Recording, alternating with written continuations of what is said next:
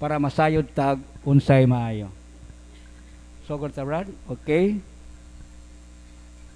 Matod pa din ni Brad, naabay pag-asa malangit ang mga manambalay nga namatay na. Yes, naagoy paglaom. Wala magtudlo ang simbahan nga tinuod ang occult practices sala.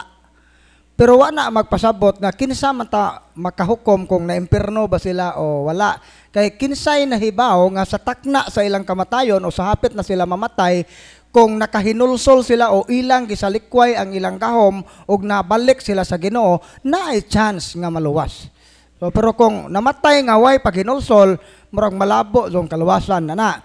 Pero kung nakahinulsol, so wala pa mamatay, so nganong dili man siya dawaton sa Ginoo. So mao na ito bag. Okay, dugang pangutana Brad. Usa ko ka Katoliko, pero nisulod ko og kulto. Unya nagpabunyag sab ko og born again. Akong pangutana, kinahanglan pa ba ko magpabunyag og balik sa Katoliko kay gusto ko mubalik pag Katoliko? Ang tubag dili na bunyagan og otro ang usa ka Katolikong binunyagan, bisan pag ning tabok-tabok kag kinadaghanang relihiyon, dili mawagtang ang imong pagkabinunyagan. So unsa may buhaton? Duol sa inyong pare kay aron isulti nga gusto kang mobalik simbahang Katoliko para matagaan kag adult catechesis, ikatikais ka, then ang buhaton ra na di na bunyagan, pakumpisalon ra kana, mo kumpisal ra ka dawat sakramento sa kumpisal o kanang profession of faith. So mohimo kag pagpadayag sa imong pagtuo. Mo nang ang buhaton mo duol sa inyong parish priest. Mao na itubag. Okay, dugang pangutana Brad, ang pag-ampo nga direct to God, epektibo ba kung mag-pray tag rosary? Epektibo ba kuno Brad ang yang direct to God nga pag-ampo pero rosary ang yang gibuhat? Dili lugar misa. Dili misa aw basin misa ang direct to God siya pero yagi grosaryo. Yagi niya og rosary.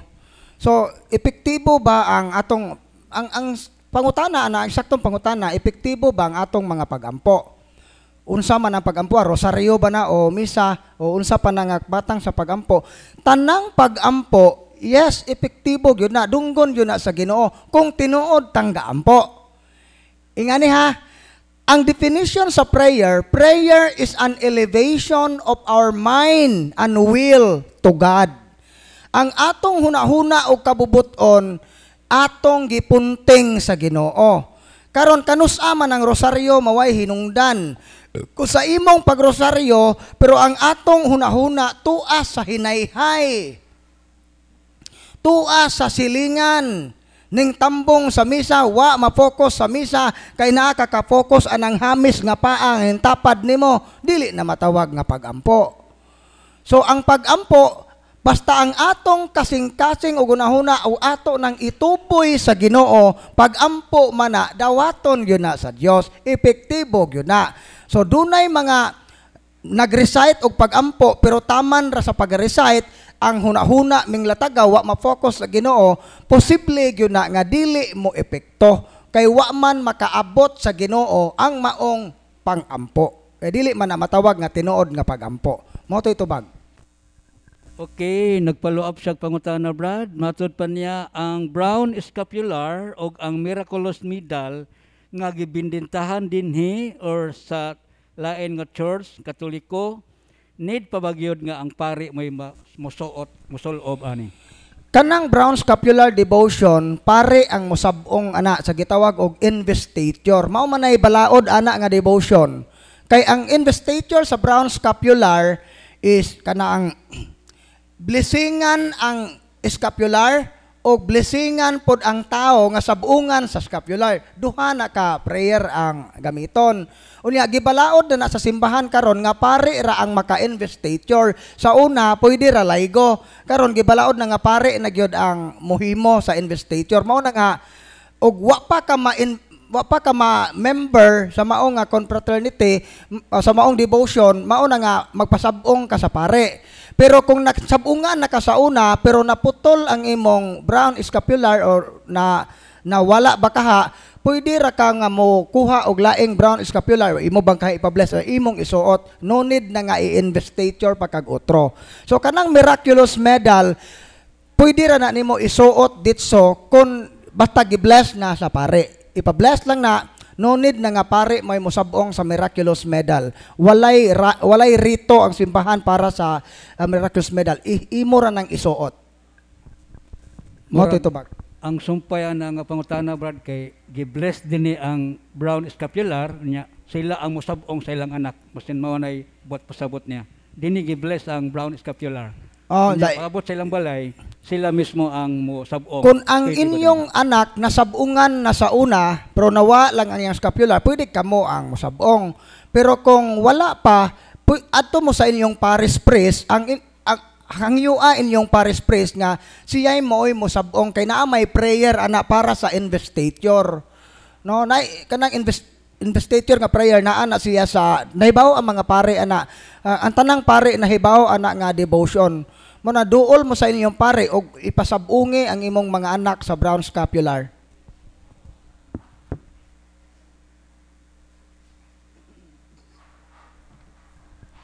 Okay, pangutana din ni Brad. Unsa kunoy kalainan sa doktrina sa simbahan o sa Ten Commandments?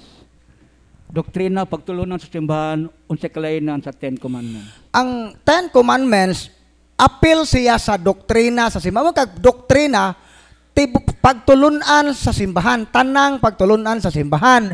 Ug ang Ten Commandments, appeal siya sa doktrina. Nasod siya sa pagtulunan sa simbahan nga ato ng tumanon. So mao na nga ang Ten Commandments part sa doktrina sa simbahan. Mao na ito bag. Okay, ingon siya din ni Brad. Unsa kunoy kalainan sa tawo nga giyawaan o sa tawo nga wala yawai? Samro. Unsay kalainan sa taong nayawaan o kanang tawo nga mayawaan, mailhan nato na nga og mayawaan na kay inig exercise ana na jud nay violent nga reaksyon. Ingani ha, ang makadiagnose og nayawaan ba ang isa ka tawo ang exorcist. Bisan gani kami, bisan pag sigurado gyud nga ang among tan-aw possess gyud ni, pero di gyud may mangahas og kami maoy mohatag og final nga diagnosis. Ang pare gyud nga exorcist makadiagnose ana. So mao na nga kung unsay timailhan ana naay mga sign nga violent reaction, aversion towards the sacred. So ang usa ka tawo nga wa mayawa dili siya mo react sa prayer. Kung wa siya masudlig yawa, dili walay reaction during sa prayer. Pero kanang mga nayawa ana jud nay reaction. Pero kinsay makadiagnose ana, dili kita, dili kamo, kundili ang pare nga exorcist maoray naay katungod pagdiagnose sa usa ka kaso nga kining tawhana possess o dili possess. Mao to bag. Samot na nga dili albularyo Brad. Samot na nga dili albularyo may makauko. Okay, may follow-up sa pangutana Brad. Pwede ba ang holy oil o holy salt asin ibutang sa buho sa matag haligi kon magtukod og balay? Yes, pwede, pero kinahanglan nga mag-prayer of deliverance mo sa inyong balay. Idugang na siya. Pero ang importante ito, katong prayer of deliverance para sa inyong balay. Take note ha, basta inyong balay, inyong property, pwede. Ayaw lang yun mo pag-deliverance o dili inyong balay nga sa silingan ikaw ang gisugo. So, i-guide na lang ang imong silingan unsaon. Dili kay ikaw ang mangunay, kay wala kay authority.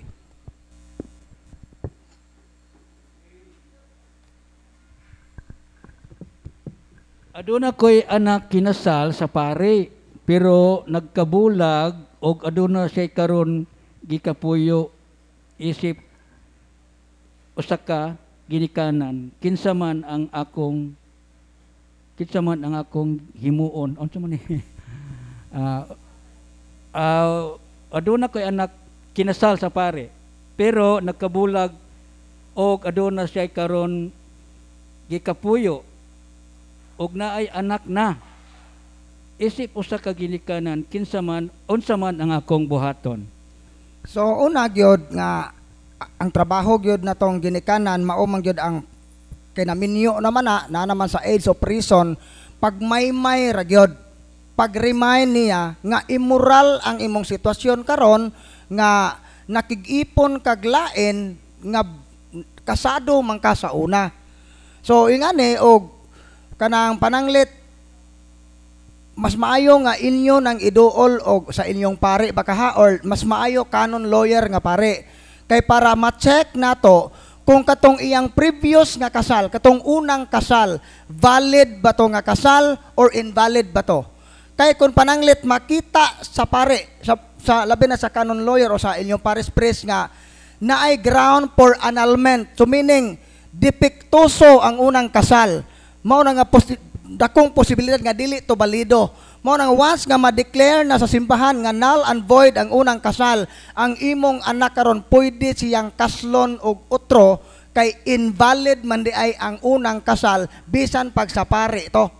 Unsa may mga example anang ma-invalid ang kasal? Kanang napugos ra ang pagpakasal, kanang naay wa sa eksaktong panghuna-huna nga gikasal, shotgun marriage, ano ba? Gi-force o kanang wa sa o kinipon, why planong manganak? So, yan mo bitaw interviewon mo ana.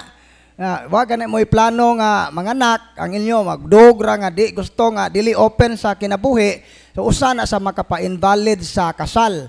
So mo na nga i-konsulta ninyo og canon lawyer o sa inyo bakang pares priest ang kahimtang sa imong anak para masusay nato kung katong previous nga kasal valid ba to o invalid. Kung invalid siya, makasal siya og otro. Pero kung valid tong kasala, di gyud to siya maanal, so naa gyud sa estado sa sala ang imong anak, imo ra jud nang may mayan nga nak maluoy ka sa imong kalag. Naghuna-huna ko sa imong kaluwasan, naa ka sa estado sa sala. So mao nay itubag na.